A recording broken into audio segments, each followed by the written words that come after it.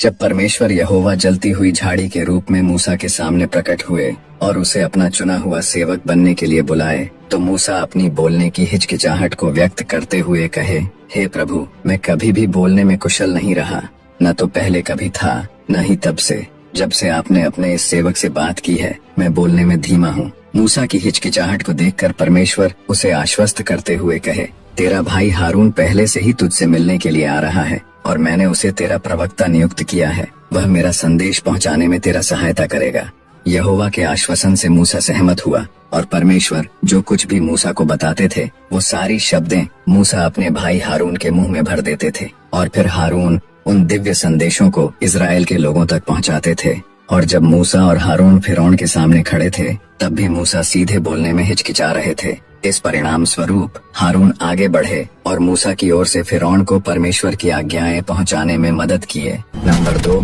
जब मूसा 40 दिनों तक माउंट सिनाई पर थे और ईश्वर से 10 आज्ञाएं और अन्य कानून प्राप्त कर रहे थे, तो इजरायली बेचैन हो गए और उन्होंने हारून से एक देवता बनाने के लिए कहे और हारून उनके सोने के गहनों से एक स्वर्ण बछड़ा बनाए और इजरायली यह दावा करते हुए पूजना शुरू कर दिए कि यह वह देवता है जिसने हमें मिस्र से बाहर निकाल लाए हैं। और जब मूसा माउंट सिनाई से नीचे उतरकर इजरायलियों को बछड़े की पूजा करते हुए देखे तो वे क्रोधित हुए और क्रोध में मूसा 10 आज्ञाओं वाली 2 पत्थर की पट्टियों को नीचे फेंक दिए और वे पट्टियां पहाड़ के तल पर टूट गईं। फिर मूसा सोने के बछड़े को जलाए, उसे पीसकर चूर्ण बनाकर उसे पानी में बिखेर दिए और उस पानी को इजरायलियों को पिलाए। सोने के बछड़े की घटना के बाद परमेश्वर मूसा को पहले वाले पट्टियों की तरह 2 नए पत्थर की पट्टियां तराशने का आदेश दिए और तराशने के बाद मूसा वापस सिनाई पर्वत पर गए, जहां परमेश्वर नए पत्थर की पट्टियों पर 10 आज्ञाएं फिर से लिखे। नंबर 3, जब इजरायली एदोम देश से बाहर घूमकर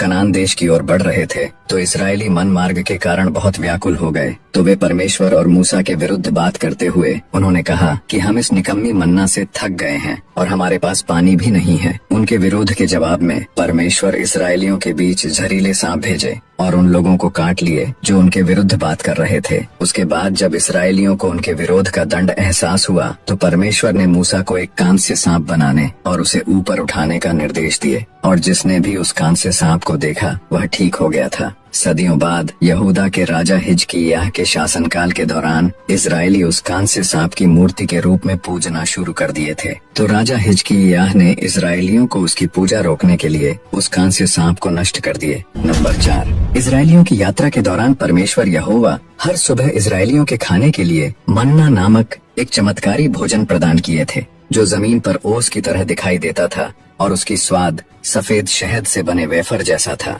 इजरायलियों को हर दिन के लिए बस उतना ही मन्ना इकट्ठा करने का निर्देश दिया गया था जितना कि नष्ट ना हो और छठे दिन यानी कि सब्त के पहले दिन उन्हें 2 गुना मन्ना इकट्ठा करने का निर्देश दिया गया था क्योंकि उस दिन कोई मन्ना नहीं गिरता था। इसके साथ मन्ना के अलावा परमेश्वर इजरायलियों को शाम के खाने के लिए बटेर भी देते थे। भजन संहिता 78:28 में लिखा गया है कि मन्ना एक शक्तिशाली रोटी या स्वर्गदूतों की रोटी है जो सीधे परमेश्वर की ओर से प्रावधान किया गया था। और जाने से पहले अगर